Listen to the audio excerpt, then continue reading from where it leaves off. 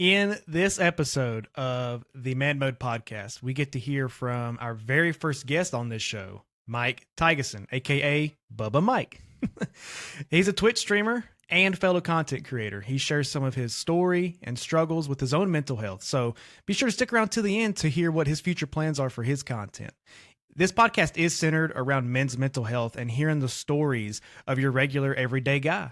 I do have plans on interviewing local mental health experts. However, I think it's really important that we let our men be heard and acknowledged. So, with that being said, I do have a disclaimer.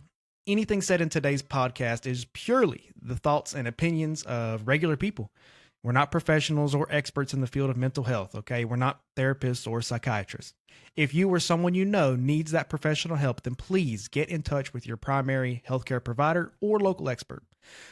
Lastly, if you enjoy this kind of content, please consider hitting that subscribe button. In return, I promise to bring forth those conversations that are typically left unsaid. I also promise not to waste your time, as it's really the only thing that we can't get back in our lives. But as always, thank you for your time and y'all's continued support. And anyways, I hope you enjoy this conversation as much as I did. All right, let's get into it.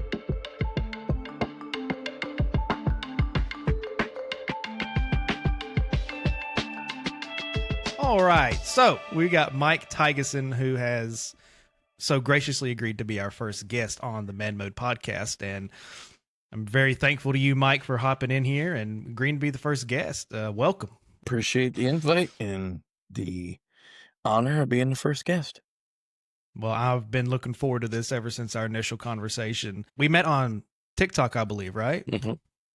Yeah, I thought that's where we met. What was it exactly that we met through, right? Was it like the dad supporting dads thing, or what was it exactly? It was you talking about making a podcast for mental health, men's mental health. Oh, okay. When you first dropped it. Oh, what was that? A couple weeks ago, right? Yeah, it was about so. And then I went into your profile and then found you on Twitch. I followed you, and then I finally got to catch a stream of yours. And then, well, yeah. Old Twitch. So what, I guess first and foremost, just introduce yourself to the audience that's going to be hearing this. Well, I am Mike Thygesen. I am a streamer and TikToker. My country through TikTok is obvious, like we just said. 28, going to be 29 here in December. I have 2 dogs and hopefully a soon-to-be wife. But no, I'm just a normal guy, I guess. I mean, I don't know what else you want me to go and say, buddy. But no, I mean that's the whole point of this podcast.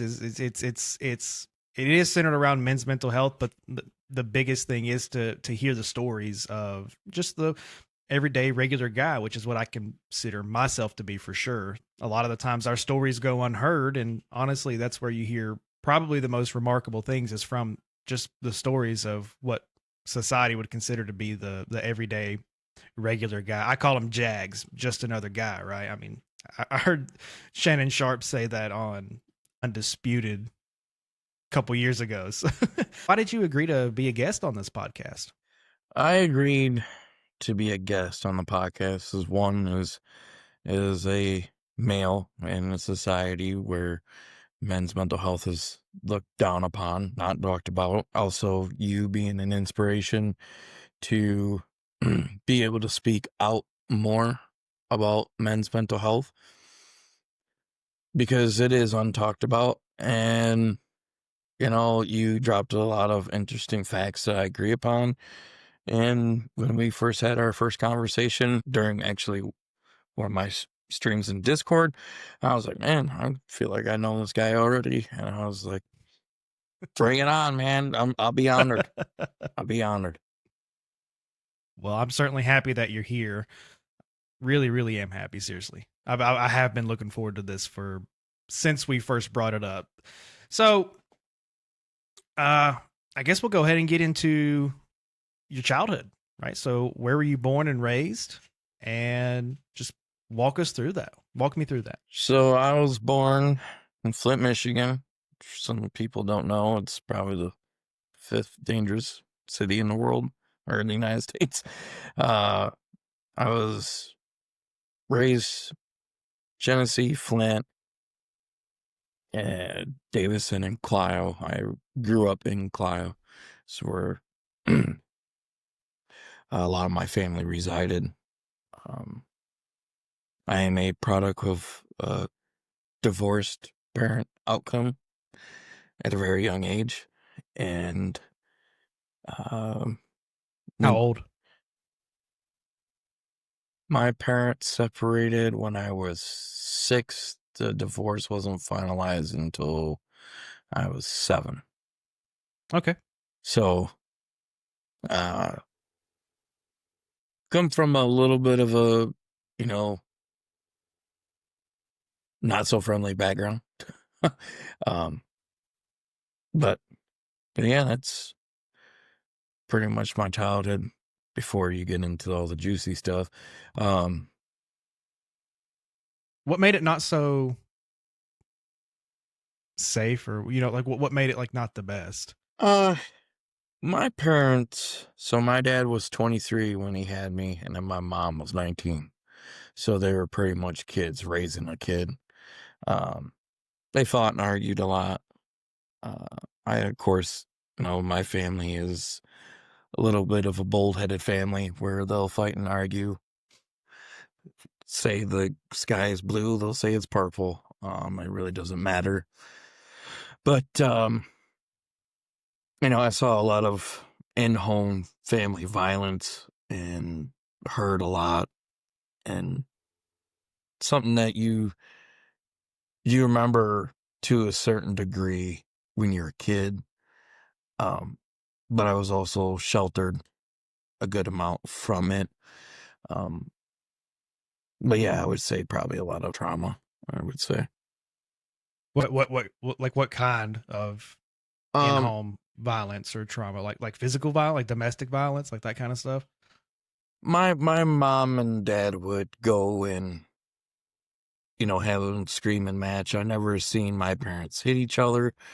Okay. Never heard her or anything like that, but, a lot of arguing, voice yelling, and name calling. Um, but yeah, from that aspect, yeah. More just your disagreements that got a little heated. Yeah. But I was I was sheltered from it just a little bit, but I got a lot of at first experience with it. Yeah. And like that's so it's kind of similar sort of with my upbringing. So my mom and dad, they split when I was 4 years old, I think. I was 4 or 5. I think I was 4. Um and my dad had woke me up real early in the morning and loaded me into a green Chevy S10, and this was in El Paso, Texas. And he gave me a kiss on my forehead and said, "I love you, son. I'll see you soon." And then Mom and I drove all the way from El Paso, Texas, to Lexington, North Carolina. We got far away, so but dad was never an abusive guy. I didn't see any of the quote unquote abuse until I had become a teenager, and then my mom remarried again, or remarried for the first time. So um, mom's only been married twice, but the second guy that she was with, he was as much of the same between them. Lots of screaming matches and arguing. Come to find out, he was physically abusing her too. So, and I didn't see any of that, but I definitely heard all of the stuff that was going on. I mean, good Lord, you could hear it across the street. They were that loud. So, um, kind of interesting that there's a little bit of a similarity there. Yeah, I mean it seems when I was growing up, it didn't seem as much now to have uncommon to have those type of family homes. Yeah, it's crazy because like the amount of stories that I've heard in the past, I don't know, 5 or 6 years, people that I was in the military with and people that I've talked to, like I said, just within the past few years, it seems to be like a common thing. And I didn't know that it was a common theme among other people's parents, with people that were my age, like their parents. I had no idea that it was as common as it is for just those relationships that they witnessed growing up to be so disastrous, I guess you could call it. I had no idea. So Yeah, it's not. It definitely wasn't like when our grandparents or our great grandparents were oh growing heck up. no. I can go and say, I mean, obviously there was times during that time where men were abusive, either physically or verbally to the women back then, and especially during the war, World War One, World War Two, Korea, Vietnam, guys didn't come home normal, you know. So kind of look back at it, I can understand where a lot of families during that time were, pretty battered in more way than one. Yeah. Yeah.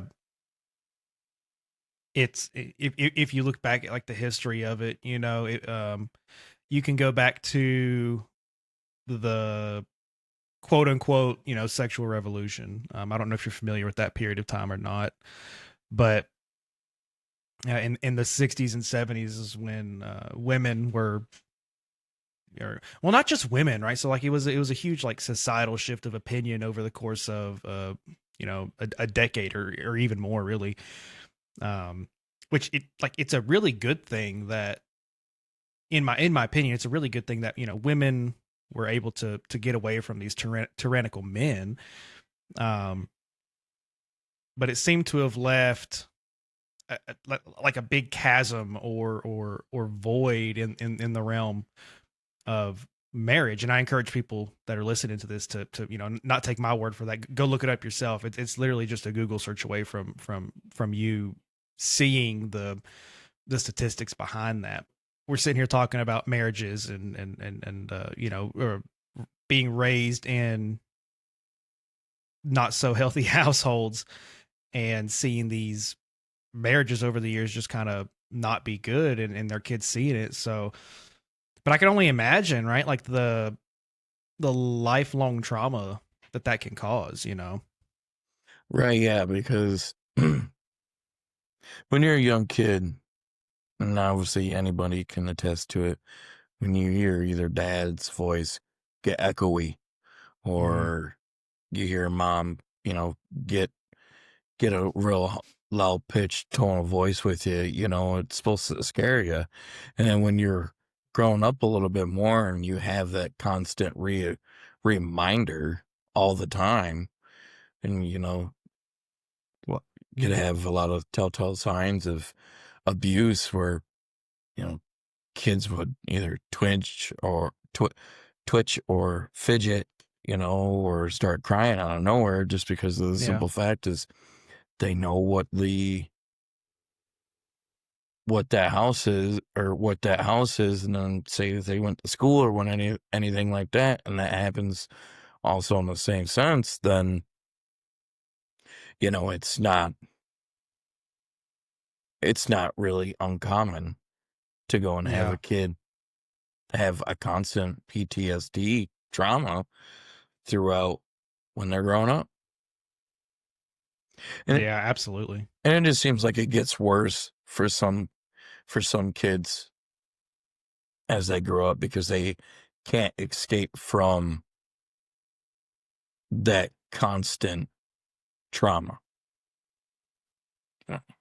So, Yeah, absolutely. I've you just hear it time and time again, just talking with people, it seems to be like a similar theme where adults nowadays, like, whenever they were kids growing up and they just have to, it's just like they're just not equipped to handle a lot of the challenges that come with life. And, one of the purposes of this podcast is for me to elevate, and not just me, but, also the audience too, for all of us to really elevate our understanding of these issues because none of us are, I'm not a professional with this kind of stuff. I didn't go to school for it. And I don't think you went to school for it either. So we just, it's almost like all, things, families get shattered, relationships get shattered, childhoods, lives in general just get shattered, and then you're just kind of like left there to just like pick up the pieces, Right. and all you're left with is trauma and broken families. You know, it's Yeah. like, and then people sit here, and then people like me, you know, sit here wonder, well, what the heck's going on? And then you think about it, and you're like, okay, well, that's what's going on. But like, what's the reasoning behind that? You know, and hopefully I can get some people who know better than me on this podcast that could, you know, maybe shed some light on these topics. But um, but kind of going back to your childhood, you know, when you think about, we'll just say high school, right? Like, because that seems to be like one of the more influential times on kind of who you're going to be when you enter adulthood, because it's right before. When you think about your childhood, like, was there ever a time where you felt like you didn't have anybody to go to? Like, you know, no positive male role model, or just a role model in general. Was there ever a time in which, you know, something had happened and you felt like you couldn't go to anybody about this stuff, and you were kind of just like left all alone, like with these emotions, feelings, or situations? I wouldn't say in high school, no, because I was in a lot of sports all throughout high school. I was a football player. I wrestled. I was in powerlifting. I was in track and field, more field than track. But you know, when you develop a football family, you're always kind of like always around family, even though when you Mm-hmm. go home. My coaches were very prominent in my life, I should say. Um, Obviously, I didn't know a whole lot of what happened at home, but they were, you know, they were pretty understanding of, you know, what's going on with you, Mike. What, you know, you're not being you. What's going on? And high school, uh, to me, wasn't that bad because obviously, I mean, no matter what age, you get bullied, no matter where it's at. But you know, it's a if you're able to be able to talk to someone that you think that is safe, or you feel that they're secure enough to be able to share some information and stuff like that, then you tend to lean towards those people. Most of my teachers were my football coaches. So, you know, if I needed to talk to them, I could talk to them during class or before practice or whatever. But in high school, no, a lot of it toned down, except for, you know, a couple of deaths that were in the family and stuff that happened during that time. But no, high school was kind of, other than school part, was kind of a breeze. So a couple of deaths in the family. Who? So the tattoo I have right here on my right arm, it'd be opposite for you guys. It was for my great grandma on my mom's side. She died when I was a sophomore in high school. She was a very big influence on my life. She died from cancer, and she had it for a long time. You know, it was kind of a big deal because it was during football season. And for me, football was my first love after everything that happened when I was a kid. From being a football mom and also being a football grandma, she understood what football meant to not only us grandkids and, well, I'm a great grandchild, but she knew what it meant to us. And she died the very last week, or very last scheduled game week of the season, my sophomore year. It's also where I had my best game. But, you know, well, he didn't die during, no, he died during middle school. But my grandfather, when I was in middle school, he was big football guy. I spent most of my childhood with him. You know, he actually taught me how to fish, in which grandpas are a little bit more tender when it comes to males and grandpas, just because of, you know, that other than your dad, your second best option for a father figure would be your grandpa. And, you know, it's like my dad's supposed to be Superman, but my grandpa's Superman too at the same time. So, Right. but just them two were pretty big. So who's the on the other arm? The other arm is for my buddy that was killed in a car crash. I've known him before he died, be about almost 10 years. He was an EMT, volunteer fireman, and also part of the Army Reserve. Oh wow. So, and a big biker enthusiast. His nickname in his quote unquote gang was Road Rash because he was doing 25 down a bumpy road and his front brake locked up, and Oh no. it threw him over the handlebars and he cracked his head open and he got a little bit of road rash, but that was his nickname. But no, that's for the other arm would be for my buddy Jimmy. Okay. And then this arm's for my great grandma. That's a story, man. I like that. Yeah. I've got tattoos as well, and people who have watched my Twitch streams know that I don't typically wear shirts with sleeves, so like they always see my, my tattoos and everything. So, but it's actually kind of chilly in the house tonight because it hasn't been that cold as of late. So I don't mess with my AC too much. I just kind of adapt to whatever the temperature is, Right. I don't like what happens to the electricity bill whenever I understand you go messing that. with the thermostat. So. Yeah, I understand that. So loss, it seems to be a big one for you, especially, at like a younger age, to lose somebody so influential.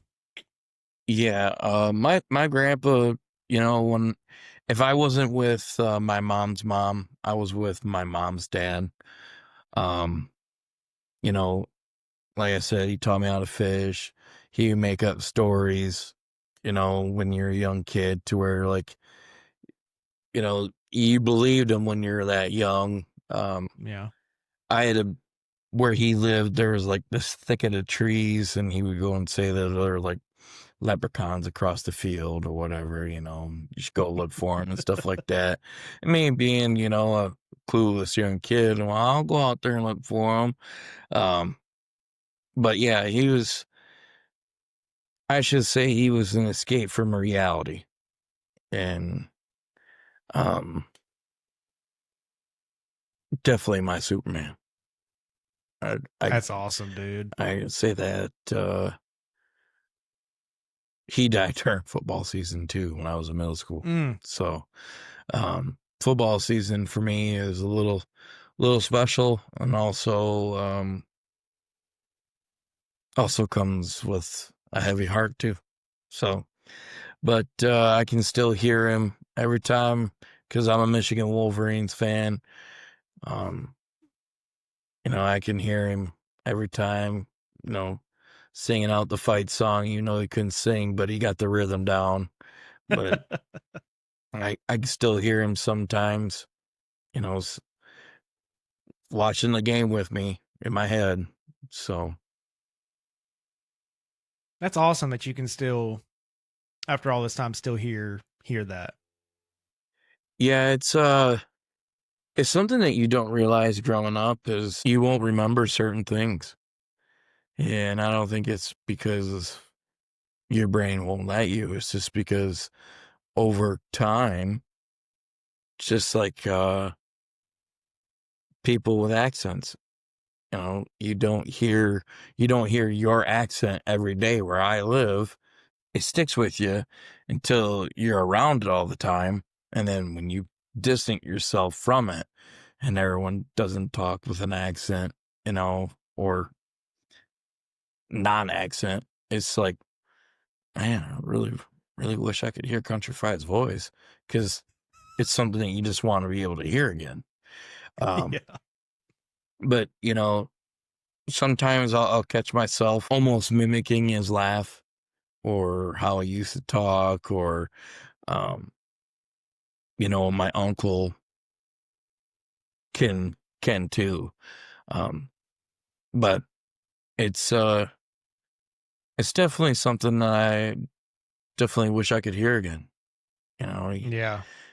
I think it was by Justin Moore of Heaven's One So Far Away. Mm-hmm. I'd definitely visit. Absolutely. I can't, I can't remember my papa's voice. I can remember what he looks like. I can remember how he would always move his arms, right? Like he'd always be doing that with his arms. Mhm. I never understood why he always did that.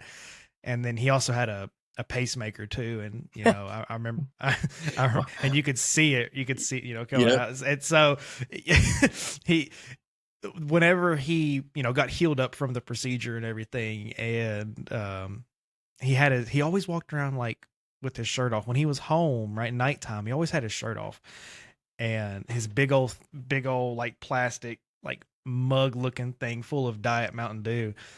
And I remember he was walking. I was in the living room watching, I think, Boomerang, because that was my biggest thing, was watching Boomerang on Cartoon Network as a kid.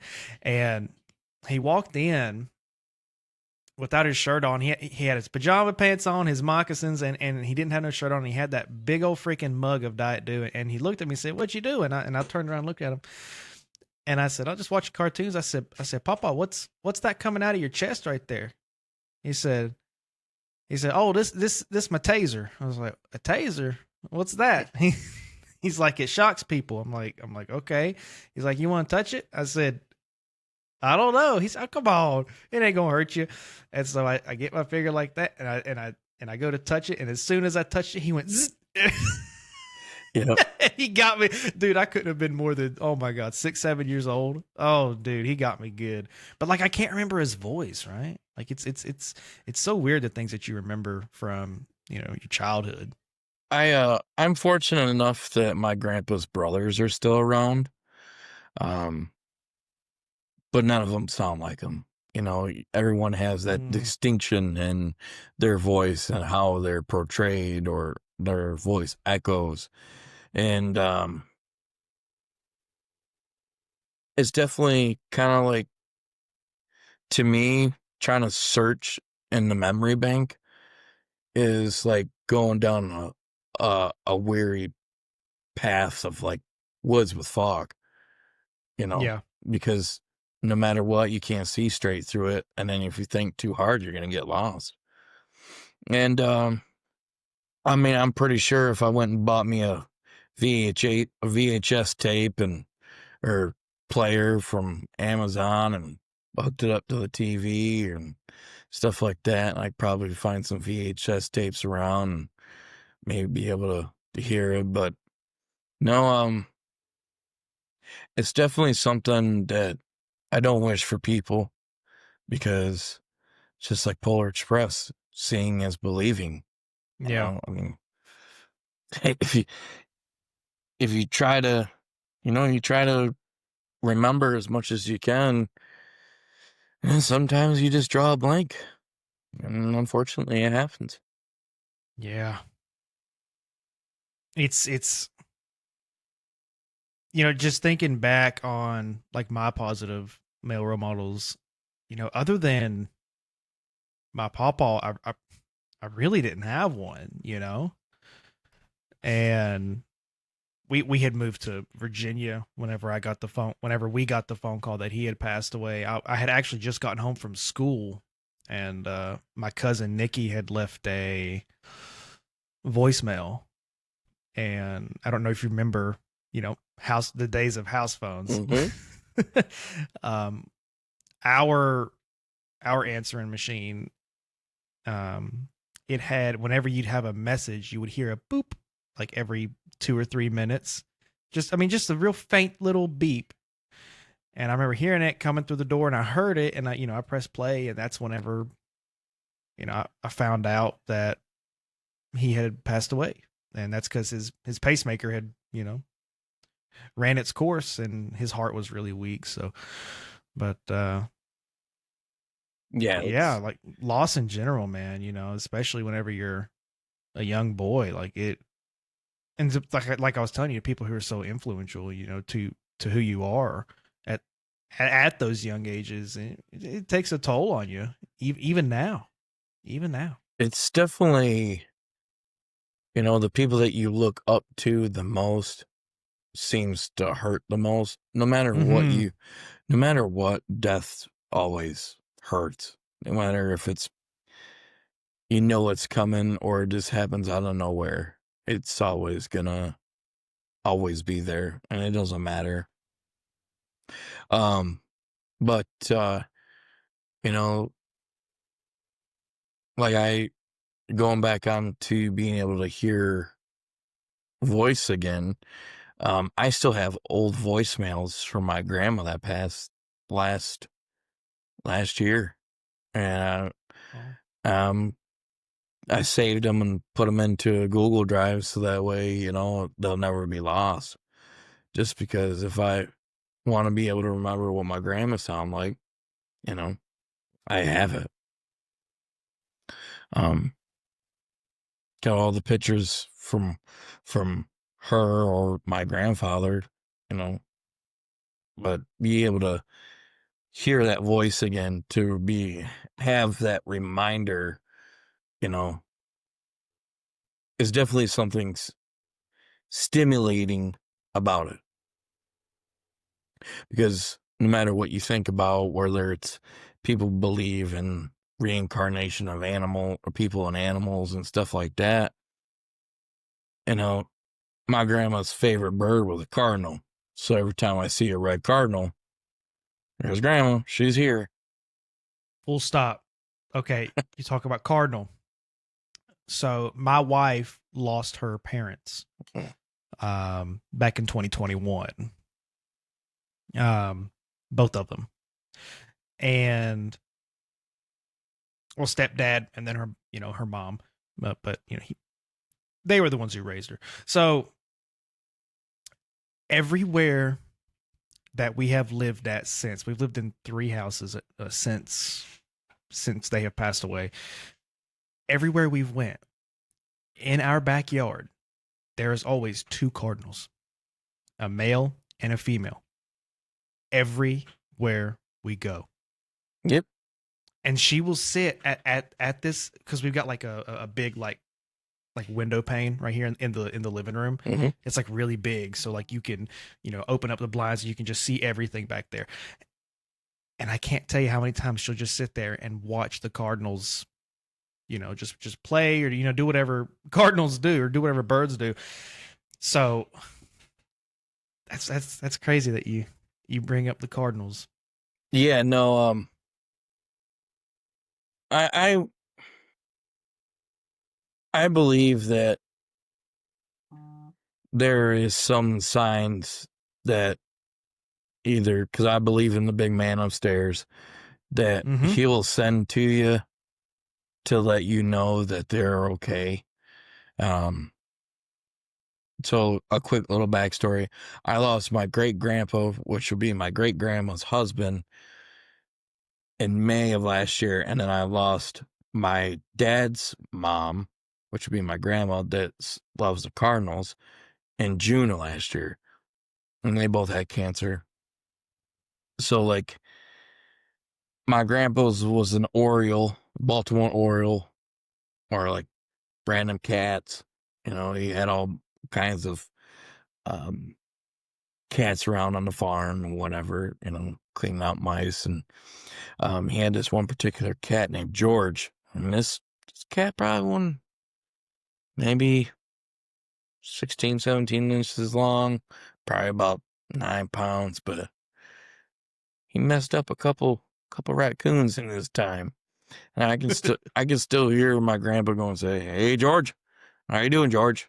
Sitting out in the barn, having a beer. So it's I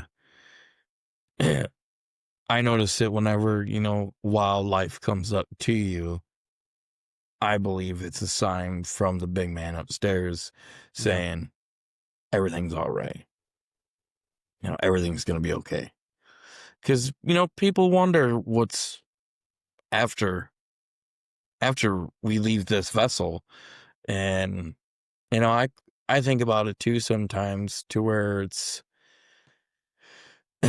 I believe in heaven and hell, but when that happens, what happens? that's for a different topic, and I ain't going down that rabbit hole. Well. Have you always believed that way? Um, when I was a kid growing up, if I was with my grandma, then we'd be going to church on Sundays growing up. Mm-hmm. But once I got old enough to where I was staying more, with my father after everything, we were weddings, death, or Easter, Christmas type family. I don't believe that you have to go, and this is my belief, I don't believe that you have to be in a church to be able to talk to God. Step outside. He's talking to you right there. Be in nature, and you'll hear him. But my personal belief is, there is no sanction building to where you have to be able to talk with God. Everything that you go and look around you, the air you breathe, the sun you see, the wind you feel, and everything like that, that's him. Any wildlife you see, and that's him.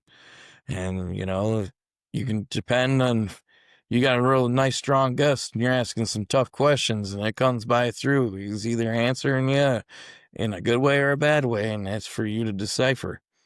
I spent a lot of time in the woods, and also on a boat, to where you were sitting by yourself, just thinking in your head, and wondering if the big man upstairs is listening. So, Yeah, you know, I love hunting and fishing, especially during hunting season. And I'm out there, in the woods or in a stand or in the blind or something. And even if it's not cold out, and I can just hear like nature itself just wake up. Like you're literally out there before the world is waking up, and a couple hours go by, and then you start hearing the birds chirping. You start hearing the squirrels rustling around. You're just hearing the world wake up, and every time I do, it gives me goosebumps. It gives me chills because, like you had said, that's where I feel closest to our Creator. mm-hmm. That's I believe the same thing, by the way. So, but that's just, that's where I feel closest. Yeah, Phil Robertson said it best. You want to be able to talk with God, go out in nature. Spend some time in some woods. Rest in peace, Phil. Mm-hmm. Rest in peace, brother. Well, I guess I'll ask, what was your plan?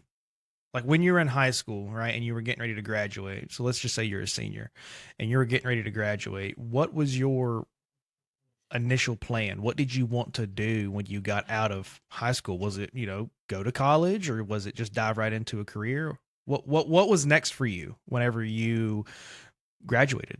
Well, I thought football was going to be my get out of jail free card. I thought I was a good enough player to be able to play in the next level. My high school that I went to wasn't very good in football at all. But I had the intangibles, but I didn't have the size. I mean, I was 6 foot and 300 pounds when I graduated. So I was a pretty big kid, but I wasn't 6'5" or 6'6". But when I graduated, I went to college to get my welding certification. That didn't go as planned because of being a young kid. You start seeing some money go your way, and you start making money, and it's like, screw this. I don't need this piece of paper. I'm making money hand over fist right now. And so I have a lot of background in welding. I thought I was going to pursue a career in welding. We have a kind of like a tech school where I went to my senior year. It's called Skill Center. and I was in their welding program there. And then I went off to just a small community college here in Michigan um, to go and get my welding certificate or certification. And it was only going to be for 9 months. Well, I didn't want to take math and English and get prereqs, put me in a booth and start letting me go and to weld. And I end up dropping out and flunking out because I was just making money and make the world go around, you know. But that was my plan after school. So it's crazy the similarities between you and me, because I was going to go to school for underwater welding. That's dangerous stuff right there. Yes, yes. So my initial Yeah. plan was to go to school for that, and then I had done some research shortly before I graduated about the life expectancy of that position, and I said, "Nah, I'm good." I said, "I'm good." So I didn't even try. Yeah, no, I rather go and be stuck in a cage with a mountain lion before I go and try to do underwater welding, because before that you had to be certified in diving, and then Mm-hmm. you know, fat guy like me, I'm buoyant, so it's gonna take a lot of weight for me to go down. But no, I thought about, because in skilled trades, there's so many that you can get into, and welding I already had a background in because that's what my old man did in the shop. So it's like I got firsthand taught what the expectancy is, how you're gonna look when you come home from work, and I was all about. I still am. I don't wear gloves when I go and do anything manual labor. I like to see my hands be all dirty and greasy, just because that tells me I'm either playing in it too much or I'm actually doing something that's worth a damn. um, Yeah. but no, I that was my big thing, and I still catch an arc here and there when I can. I don't weld at work where I'm at now, but TIG welding is a little bit different than MIG welding. And you name it, I've probably done it. I bounced around from jobs, from welding to, I was a lawn fertilizer technician for about 5 years. That's just spraying chemicals and fertilizer on lawns and diagnosing weeds. And then, I was cross bore inspector for DTE or no, DTE and consumers, because we got contracted by both to see where if they potentially cross board gas line and the sewer lines. So I did that for a little while, and then I'm at where I'm at now, where I'm an upholstery worker for a pontoon company. Oh. So it's a little bit definitely a difference in careers. Mm-hmm. But boy, I miss being outside and doing lawns and mowing lawn. Is that what you want to do? Is you want to work outside? I mean, if I didn't live in Michigan, sure, it's all year round. You get probably about a good 6 months of 50 to 100, back down to 50 again, and then it's Arctic freezing. Oh man. So I guess just moving on here, where did you meet Mrs. Mike? Um, How did y'all meet? How did that happen? we actually went to school together. We were in middle school and part of high school together. Didn't hang out with the same people. Nothing familiar whatsoever. About 2020, yeah, it'd be 2023. Um, Typical ordeal.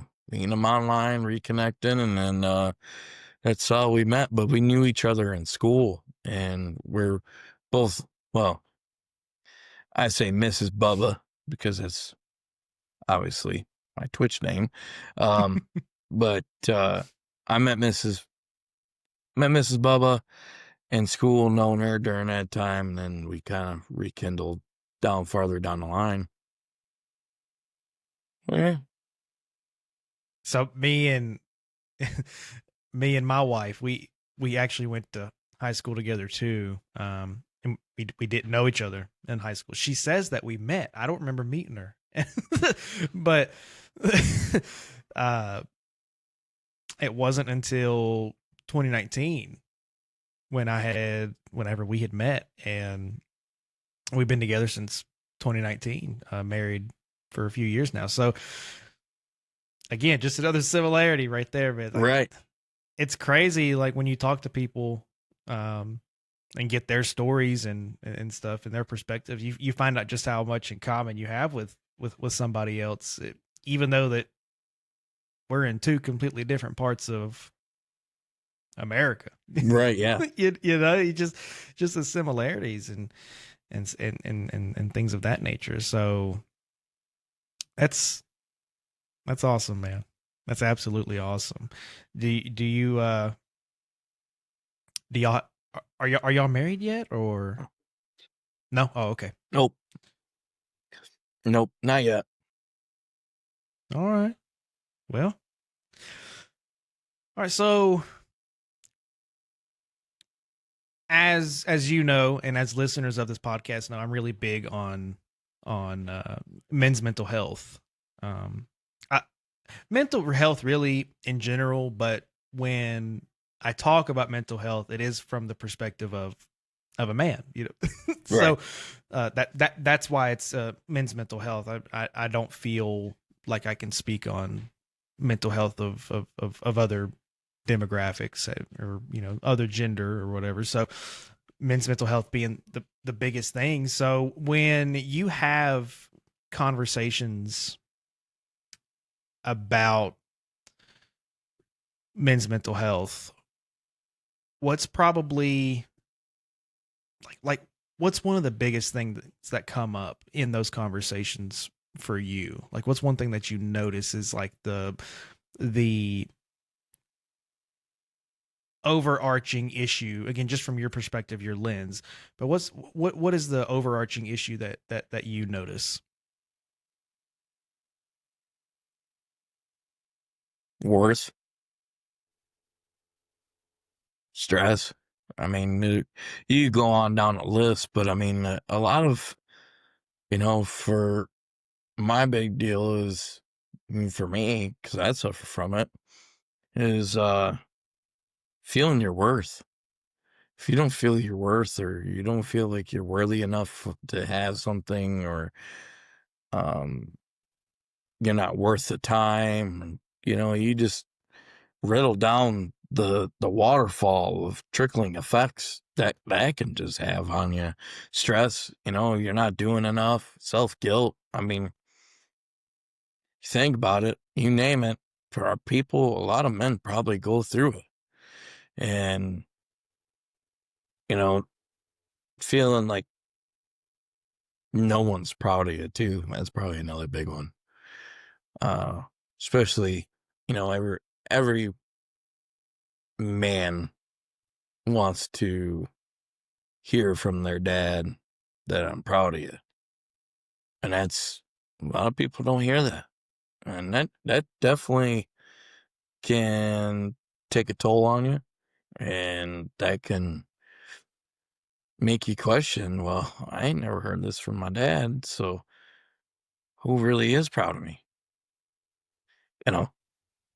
It's definitely everyone that I've talked to, and which I have friends that are been married and divorced, and they're short span out of high school or whatever. And, I can't speak for what their at-home situations were, but some men just don't feel worthy enough to be able to receive love, or, Yeah. being cared for, not in perspective of someone's doing everything for you, but being the mother of your children, or having food done for you when you get home from work, or being a shoulder, pretty much, quote unquote, to cry on when you need someone to go and talk to.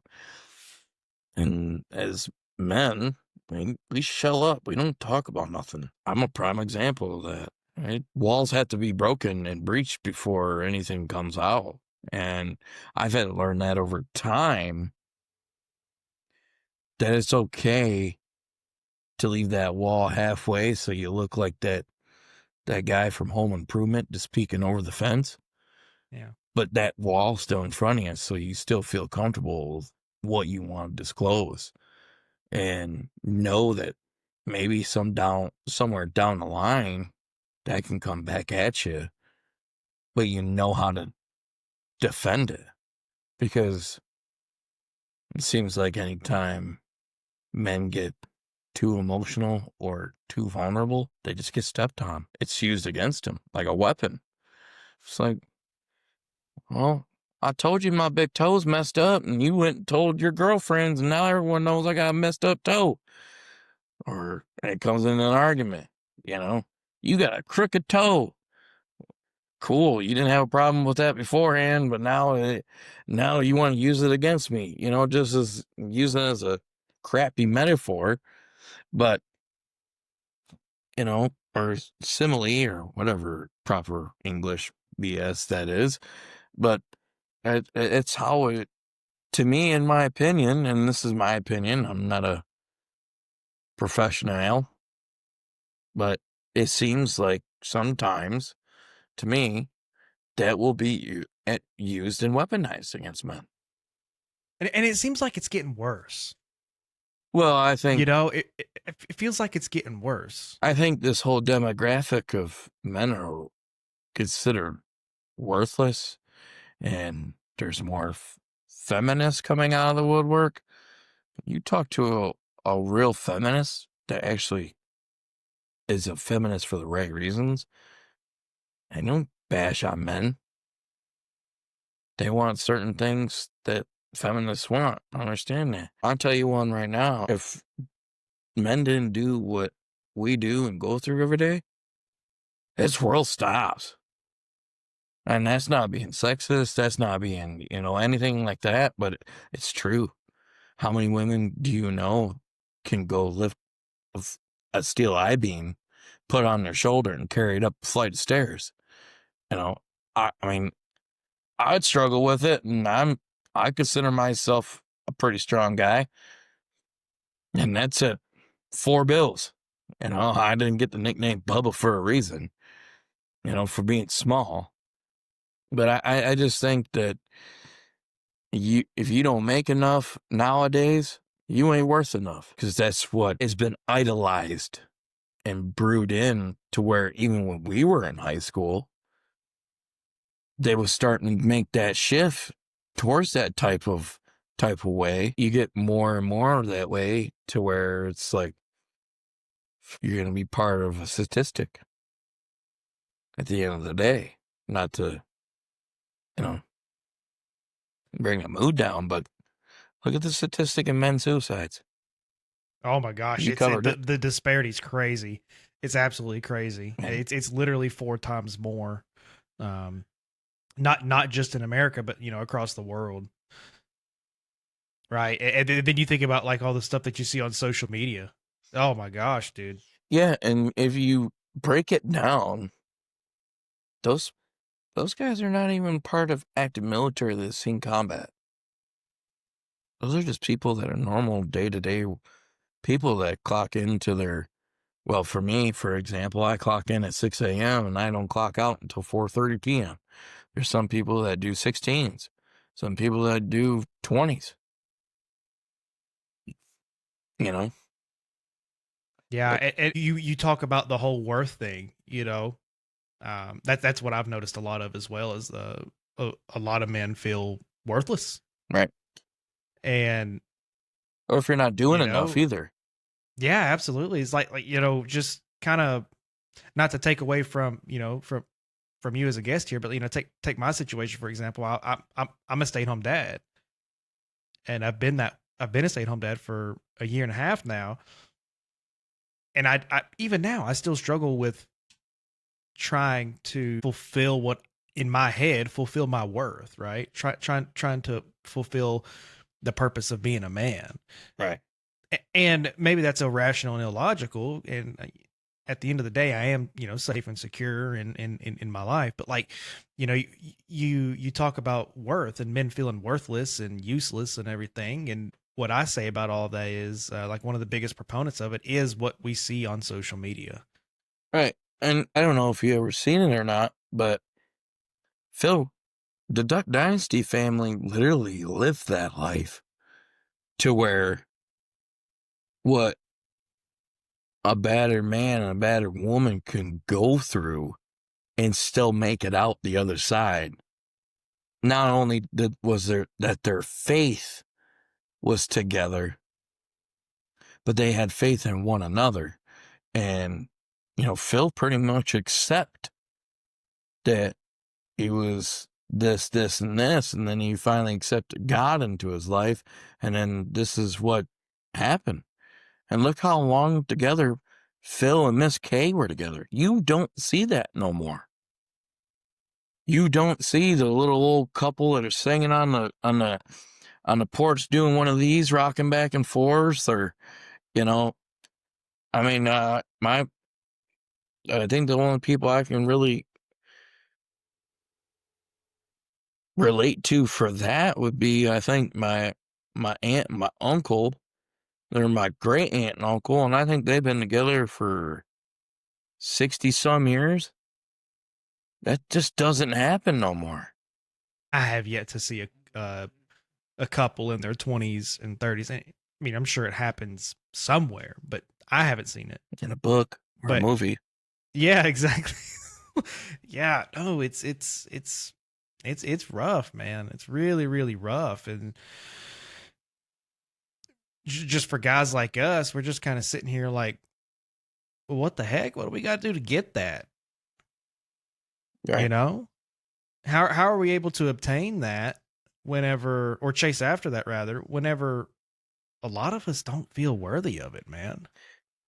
Right. And that's another thing too, is if you've been hurt, you're always going to go into that next relationship feeling like this can happen again. Even though you could put it way back here and put it in the back and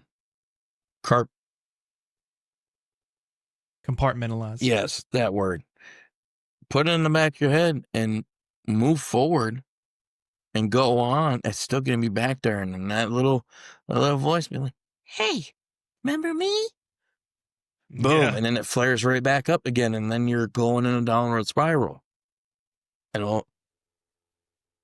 lot of guys use alcohol or drugs as a coping mechanism, because if that's their way to be able to branch out from everything and think, well, I'm not going home and beating up my wife or taking my anger out on such and such, then I'm just going to sit here and have a few beers and we're going to be all right. Well, in the end, all it takes is that one little voice, and then, you're pretty much doing the same thing what you defeated the purpose for.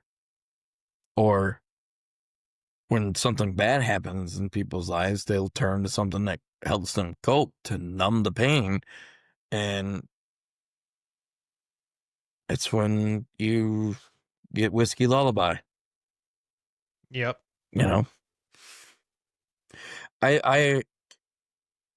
I don't see in the upcoming future of the statistic for men being married is going to get higher, because no one wants to be used and abused.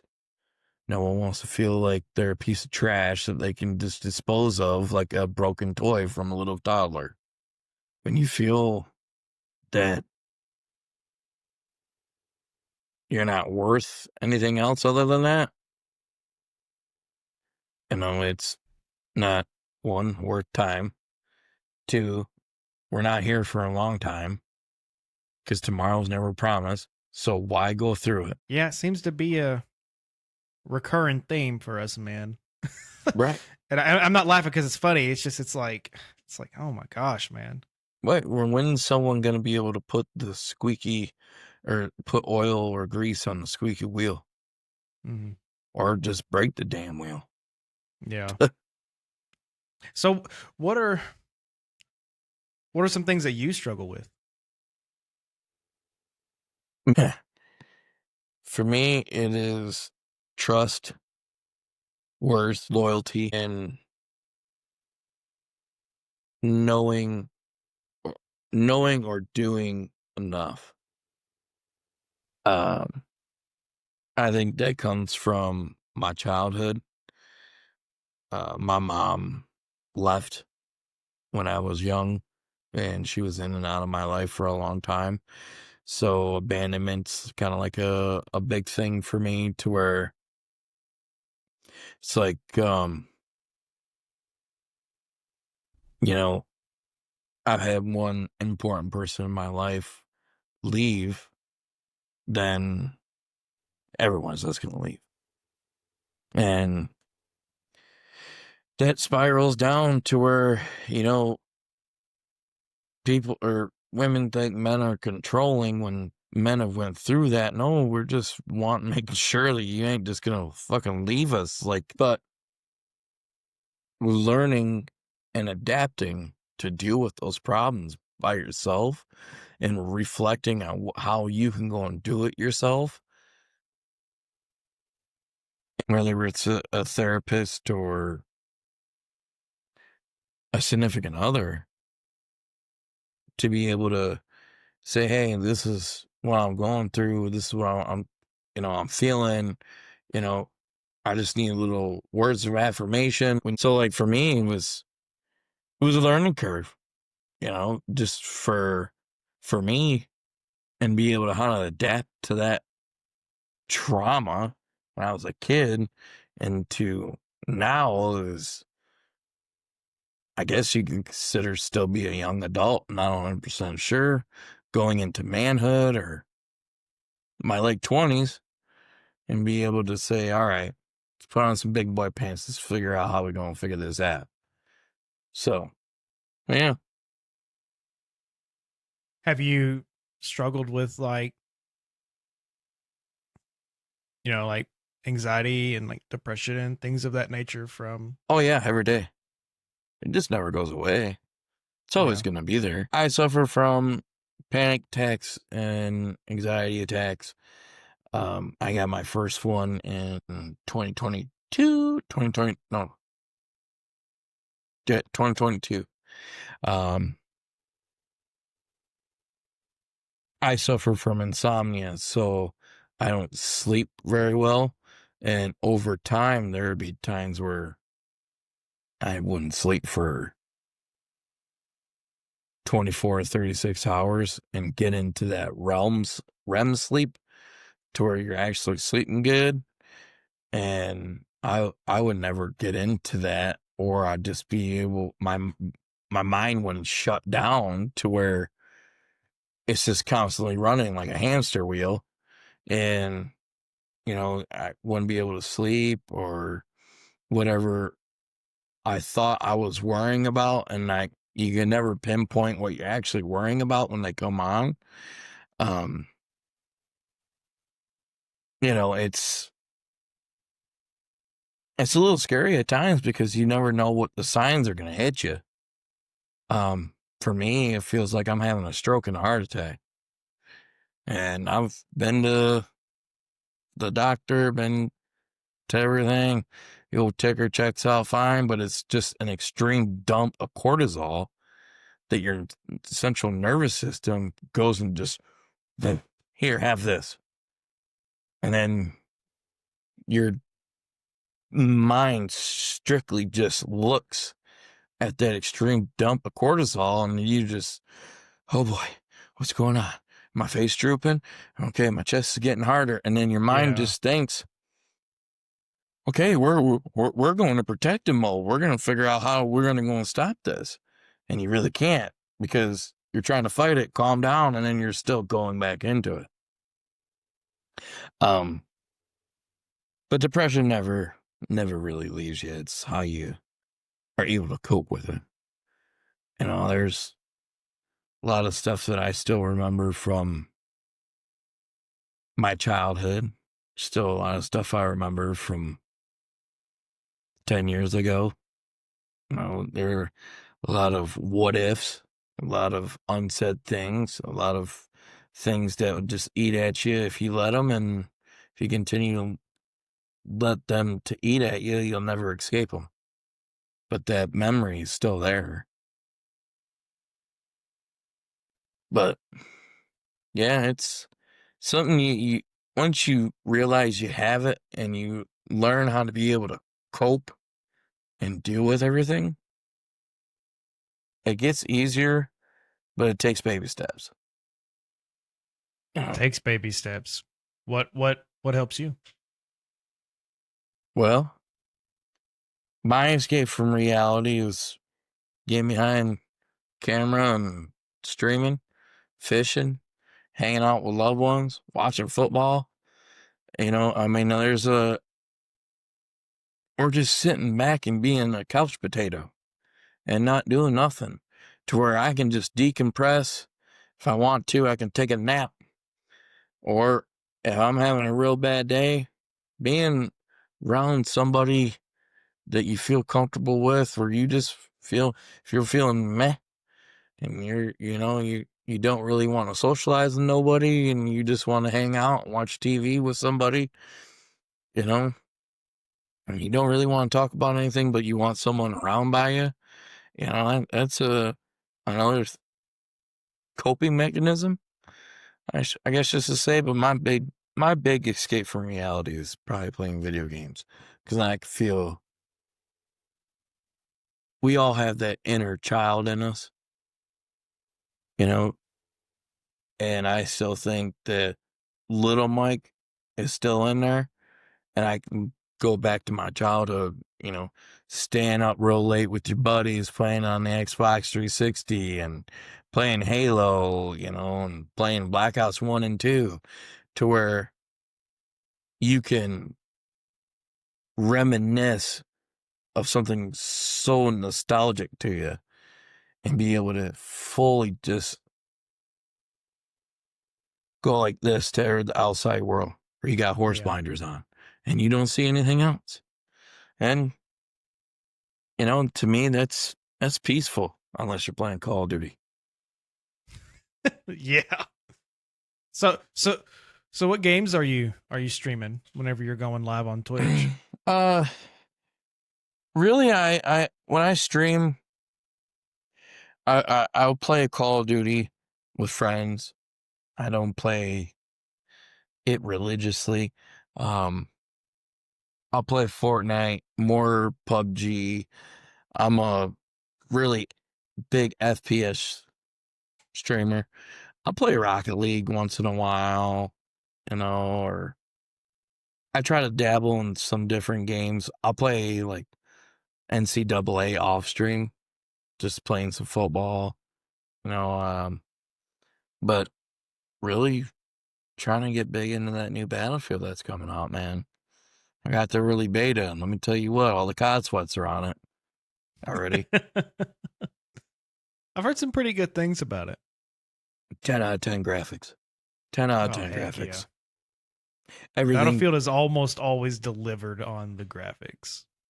everything feels super realistic, except for the amount of ammo you carry. I know, and you could probably speak for it, but I'm not carrying just 3 mags and that's it. And that's what it feels like. That's all you're carrying, especially if you're carrying a sniper. You only got 20 shots. Well, then you take more than that. I mean, come on now. So what's next for you? As far as what? What you're wanting to do? You know, you're streaming video games, and you know you're a content creator, right? If you're a streamer, you're a content creator. So, as far as content is concerned, what's next for you? What's next for me is thanks to you and finally seeing that it can happen if you push forward to it. I like to be able to start my own podcast. I already have a name already cut out for it.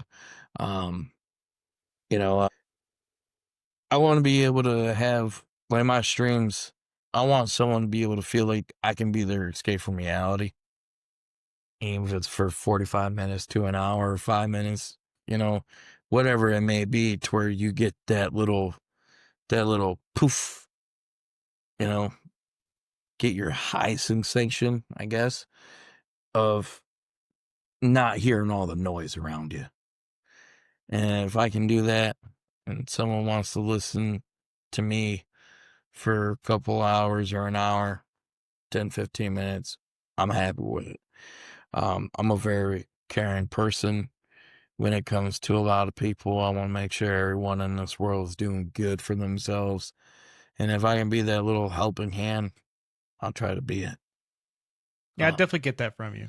I get the sincerity. It's this world's already cruel enough. We don't need more people that are cruel and mean to each other for no specific reason. I mean, I can understand if you have beef with somebody, but just to a total stranger, what's the mean for it? What is your why, what, and how? There is no reason for it. But if I can brighten someone's day and put a smile on their face, that's what I'm mostly all about. Well, hey, you've definitely put a smile on my face, man. Ever since we first talked to each other in your Discord, that was a good conversation we had, man. And it was a 3-hour long conversation. It was, and there was some brews involved with that too. Yes, there was. But Mike, just thank you so much for agreeing to be on this podcast and just opening up and having a conversation, man. That's the whole point of my podcast, and I look forward to when you start your podcast as well, and just seeing where you go, man. And again, thank you so much for your time. Absolutely. Thank you for having me, and thanks for giving me the honor of being the first guest. I absolutely loved it. That means the world to me. I've never been on a podcast before, but as a person that listens to them on a daily, and I actually get to be on a podcast before you blow up and get famous on me now, and I don't never hear from you again, I can say, hey, I was on this podcast. I was the first person, so take that. I don't know if we're gonna be famous. I'll put a request into Joe Rogan for you. Oh God. Well, again, Mike, thank you so much for your time, and just definitely appreciate all of your thoughts and opinions. And by the way, guys, just so everybody knows, this is definitely just opinions and normal conversation between two regular guys. Okay, we're not professionals, we're not therapists or psychiatrists, we're just two guys talking. All right, and I feel like that's what we need more in the world, is just more regular people talking. We hear from the therapists, we hear from the psychiatrists, the Harvard educated. We get, you can Google search all the statistics and everything, but you don't really know what's happening on the ground until you just talk to people. And in a world where conversation doesn't really seem to be a big thing anymore, I think it's really important that we kind of go back to just talking to people. That's it. Just simple dialogue and hanging out with friends and stuff. But other than that, is there any questions you have of me? Is there anything I didn't ask you that maybe you wanted me to ask you? No, man. You touched some stuff that you thought needed to be touched, and you never want to cross that boundary line, with a guest or whatever. And I understand it. It's totally all right. And some people are not going to be willing to be able to do that. I mean, it's on a different hand. I mean, we could have a whole another 4 more hours on this bad boy. It don't matter to me. But no, man. I mean, you ask the questions that you want to ask, and I try to get the best answers. So I think you did a real good job, buddy. Well, hey, I definitely appreciate that.